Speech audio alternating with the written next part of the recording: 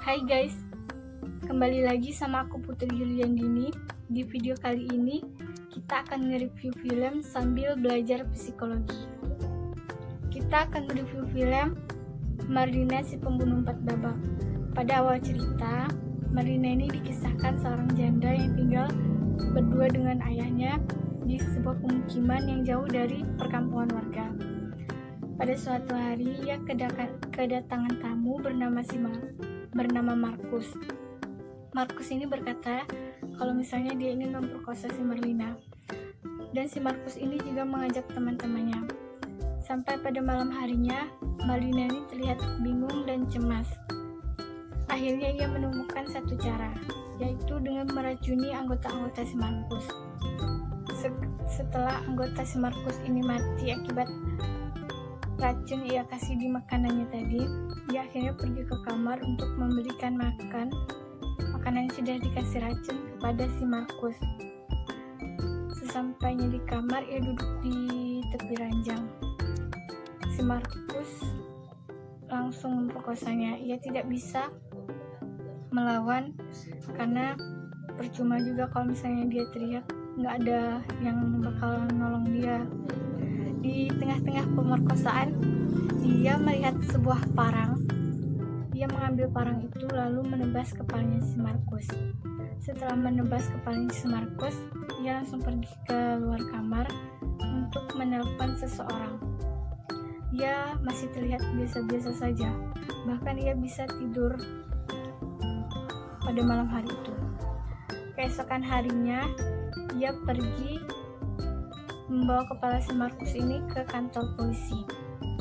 Pada saat menunggu mobil, ia bertemu dengan tetangganya yang bernama Novi, yang sedang hamil 9 bulan.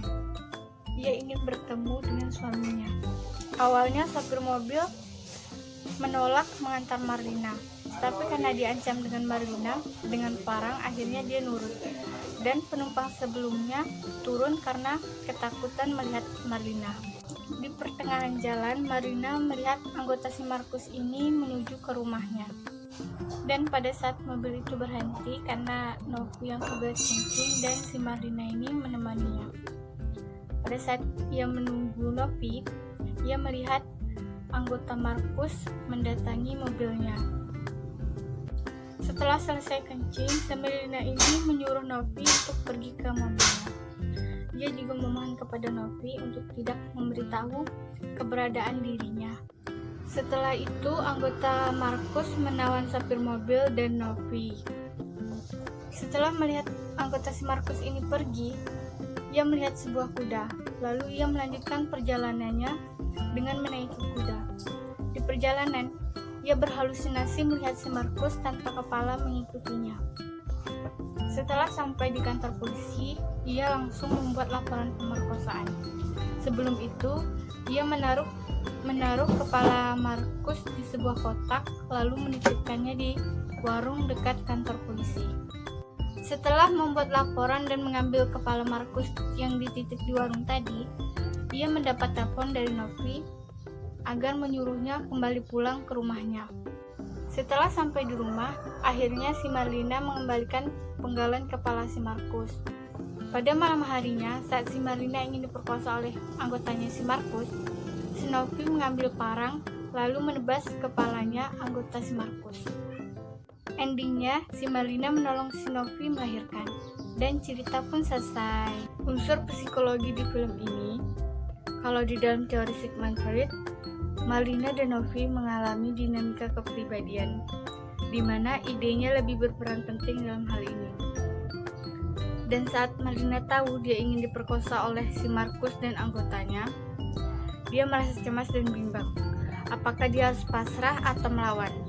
Akhirnya dia memilih untuk melawan dengan cara meracuni anggota si Markus dan memenggal kepala si Markus.